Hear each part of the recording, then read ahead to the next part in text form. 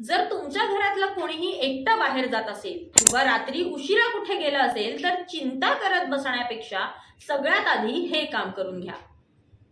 केंद्र सरकारने सर्वांच्या सुरक्षेसाठी लॉन्च केलेला 112 इंडिया ॲप तुमच्या मोबाईलमध्ये इन्स्टॉल करा। या सिस्टमद्वारे केवळ 112 हा नंबर डायल केला की आपण मदत मागू शकतो।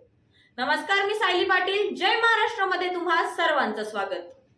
आपल्या सुरक्षेसाठी नेमकं कसं काम करतं हे 112 इंडिया ॲप पाहूयात।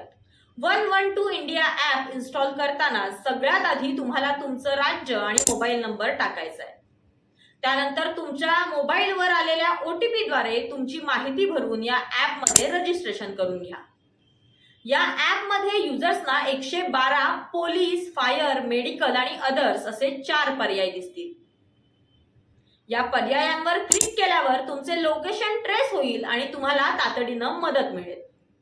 याचं वैशिष्ट्य म्हणजे ही वन टॅप सर्व्हिस आहे।